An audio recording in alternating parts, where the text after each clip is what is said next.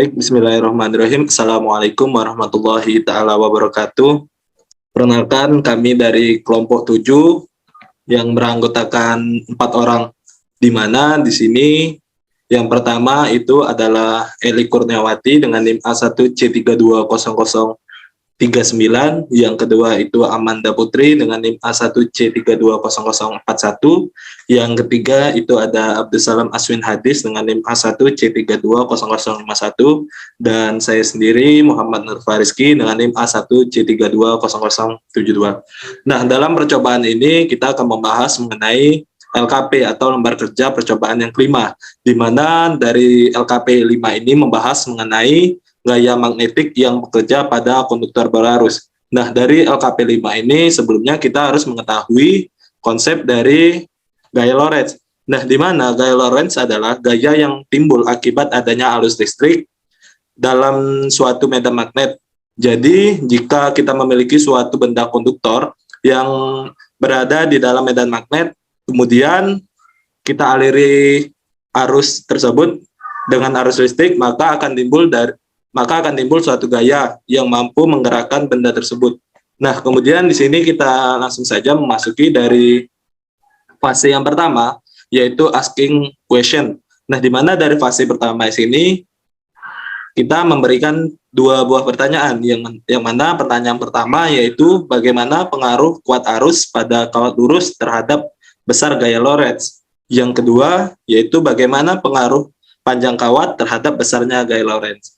Dan untuk fase yang kedua akan dijelaskan oleh saudara Abdussalam Aswin Hadis, kepadanya dipersilahkan. Baiklah, untuk fase kedua ini kita akan membahas mengenai planning and conducting investigation, yang di sini meliputi alat tambahan dan juga prosedur kerja yang akan kita gunakan. Yang pertama di sini kita punya alat tambahan yang diperlukan. Yang pertama di sini adaptor yang berfungsi sebagai sumber tegangan, dan adaptor ini yang membuat arus tegangan listrik mengalir sesuai dengan kebutuhan perangkat yang digunakan. Yang kedua, styrofoam ini sebagai media alas tumpuan percobaan. Kemudian yang ketiga itu ada kawat yang berfungsi sebagai penghantar arus listrik. Dan kemudian yang keempat ada aluminium foil yang berfungsi sebagai media untuk melihat pergerakan yang terjadi pada kawat. Kemudian yang kelima di sini ada jarum. Jarum di sini berfungsi sebagai penyangga dari si kawatnya ketika arus listrik dialirkan melalui kawat. Kemudian yang keenam ada isolasi yang berfungsi sebagai untuk memperkuat si kawatnya ketika diikatkan ke penopangnya, yaitu si jarum. Kemudian langkah-langkah percobaan untuk percobaan kali ini, yang pertama yaitu disiapkan alat tambahan yang digunakan seperti yang saya jelaskan sebelumnya. Kemudian alat-alat tersebut akan dirangkai seperti gambar di bawah. Ada baterai di sini dan juga jarum dan juga magnet disusun seperti ini. Kemudian yang ketiga, dinyalakan adaptor dengan mencolokkan pada sumber tegangan listrik. Kemudian keempat, disambungkan adaptor pada kawat. Lalu amati arah medan magnet di sekitar kawat tembaga, arah arus listrik, arah gerak kawat, serta arus yang digunakan pada adaptor, dan catatlah dalam tabel. Kemudian yang kelima, diperbesar arus dengan mengubah tegangan pada adaptor. Kemudian yang keenam, diulangi kembali langkah yang kedua. Kemudian yang ketujuh, dimatikan adaptor. Kemudian ubah arah arus dengan menukar kedudukan kabel adaptor. Kemudian yang kedelapan, diulangi kembali langkah dari 3 hingga ke 7. Kemudian langkah yang ke-9, dimatikan adaptor. Ubah jenis kutu magnet yang berada di bawah kawat. Kemudian ke-10, diulangi kembali langkah 3 hingga 9.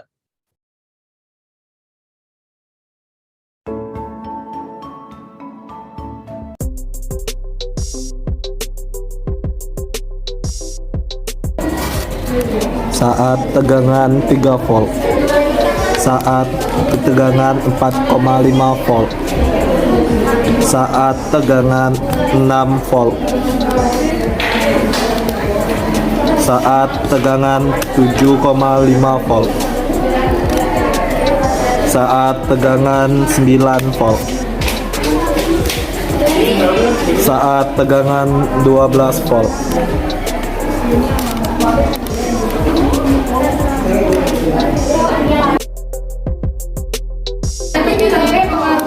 Ini adalah keadaan ketika tegangan yang diberikan adalah 3 volt. Seperti yang terlihat, kawat hanya menyimpang kecil sekali. Hal ini dikarenakan arus yang mengalir cukup kecil. Dan hal ini berbanding terbalik jika kita perbesar arus yang mengalir melalui kawat dan tampak terlihat penyimpangan dari kawat ini sangat besar. Hal ini dikarenakan gaya Lorentz berbanding lurus terhadap kuat arus yang diberikan. Nah, seperti yang terlihat juga, kawat menyimpang ke atas sesuai dengan kaidah tangan kanan, yaitu ketika arusnya mengalir dari kanan ke kiri dan medan magnet seperti terlihat dari percobaan yang tadi,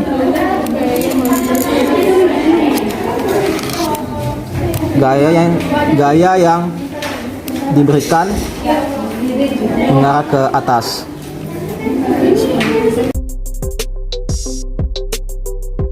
Pada percobaan kali ini kita menggunakan panjang kawat sebesar 9 cm dengan tegangan yaitu 12 volt. Nah, di mana ketika kutub utara dan kutub selatan pada magnet didekatkan dengan panjang kawat sebesar 9 cm, dapat disimpulkan bahwasanya besar dari gaya Lorentz yang dihasilkan itu sangat kecil. Karena apa? Karena dari panjang kawat yang sangat pendek itu mempengaruhi dari hasil keluaran dari gaya Lorentz. Maka jika hasil gaya Lorentz yang dihasilkan itu sangat kecil. Dan untuk fase yang ketiga, yaitu gathering and analyzing data, itu akan saya serahkan ke saudari Amanda Putri. Saya persilakan. Nah, dari video tersebut, teman-teman dapat melihat bahwa dihasilkan beberapa data. Yang pertama, kutub magnet di bawah kawat, kemudian arah medan magnet pada kawat, tegangan sumber, panjang kawat, arah arus pada kawat, simpangan kawat yang berupa arah atau besar. Nah, kutub magnet di bawah kawat itu terdiri dari utara dan selatan. Nah, yang pertama itu utara. Utara, arah medan magnet pada kawatnya itu ke atas dengan tegangan sumber 6 volt, kemudian panjang kawatnya 9 cm. Arah arus pada kawat itu positif ke negatif, kemudian simpangan kawatnya itu yang pertama masuk dan besarnya kecil. Kemudian pada tegangan sumber yang 9 volt dan 12 volt, itu panjang kawatnya 12 cm, kemudian arah pada arus kawat sama, yaitu positif ke negatif, dan arah simpangan kawatnya itu masuk dan simpangan kawatnya besar. Selanjutnya, kutub magnet di bawah kawat, di arah kutub selatan, arah medan magnet pada kawat ke bawah, yang mana tegangan sumber yang pertama 6 volt, panjang kawatnya 9 cm, arah arus pada kawat positif ke negatif, kemudian simpangan arah kawatnya itu keluar dengan simpangan besar kawatnya itu kecil. Nah, yang kedua itu arah medan magnet pada kawat yang ke bawah, pada tegangan 9 volt dan 12 volt. Panjang kawat aluminiumnya itu 12 cm. Arah arus pada kawat positif ke negatif. Simpangan arah kawat itu sama keluar dan simpangan besar kawatnya itu kecil.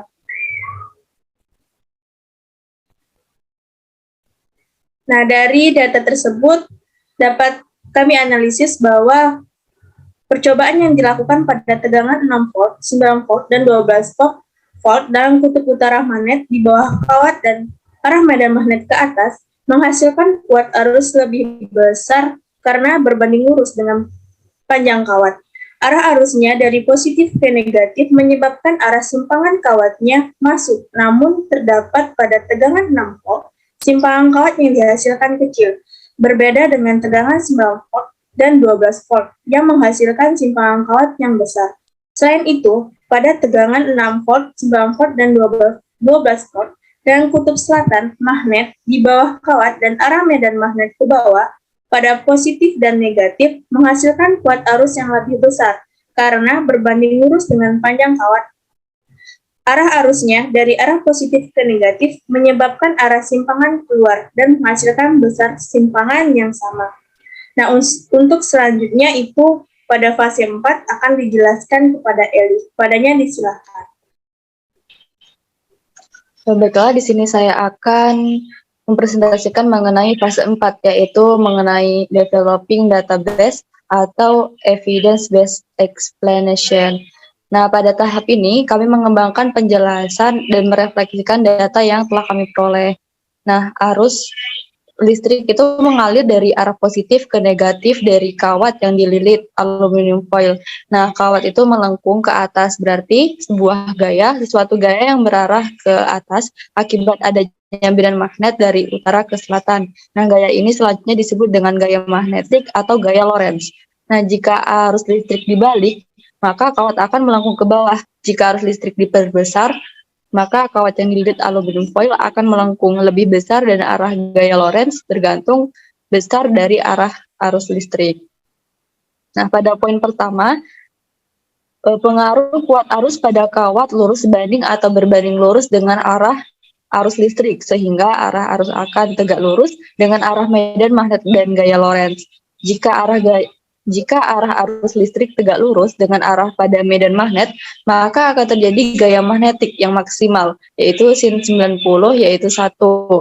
Dengan kata lain, agar gaya magnetik dapat terbentuk secara maksimal, maka medan magnet harus dikondisikan tegak lurus dengan arus listrik yang mengalir. Semakin besar kuat arus, maka semakin besar gaya Lorentz yang dihasilkan. Yang mana sesuatu dengan kaidah tangan kanan gaya Lorentz yang pertama menggunakan 3 jari, di mana ibu jari sama dengan arah arus listrik, jari telunjuk itu arah medan magnet, dan jari tengah itu arah gaya Lorentz. Nah, pada poin kedua, itu terdapat pengaruh panjang kawat terhadap besarnya gaya Lorentz akan berbanding lurus dengan kuat arus. Nah, apabila pada sebuah kawat penghantar yang memiliki ukuran panjang yang kemudian dialiri dengan arus listrik, selanjutnya kawat itu akan diletakkan pada suatu daerah yang dipengaruhi oleh medan magnet. Maka pada kawat itu akan terjadi sebuah gaya Lorentz yang besarnya sangat dipengaruhi oleh besaran medan magnet. Lalu panjang kawat diperbesar. Maka gaya Lorentz juga makin besar, yang berarti semakin besar panjang kawat, maka semakin besar pula gaya Lorentz yang dihasilkan. Nah, gaya Lorentz ini menunjukkan arah dan besar gaya magnetik suatu penghantar arus listrik yang berada dalam medan magnet akan mengalami gaya yang disebut dengan gaya magnet atau gaya Lorentz. Nah, arah gaya Lorentz selalu tegak lurus dengan arah induksi magnet. Gaya Lorentz pada kawat berarus listrik apabila kawat penghantar sepanjang yang dialiri arus listrik ditempatkan pada daerah medan magnet, maka kawat tersebut akan mengalami gaya Lorentz menurut Soraya 2021. Nah, jadi dapat disimpulkan bahwa semakin besar kuat arus, maka semakin besar gaya Lorentz yang dihasilkan. Ketika semakin besar panjang kawat, maka semakin besar pula gaya Lorentz yang dihasilkan. Begitu juga sebaliknya. Baik, saya serahkan kepada Muhammad Nurfariski. Baik, terima kasih kepada teman-teman dari kelompok 7. Nah, mungkin itu saja penyampaian dari kelompok saya, di mana membahas mengenai gaya magnetik yang bekerja pada konduktor berarus. Dan juga tadi sudah dijelaskan dari fase 1, 2, 3, dan 4, dan juga sudah diberi kesimpulan dari LKP percobaan yang kelima. Mungkin cukup, itu saja yang bisa kelompok saya tampilkan. Lebih dan kurang saya mohon maaf. Saya wabillahi taufiq wal hidayah. Wassalamualaikum warahmatullahi wabarakatuh.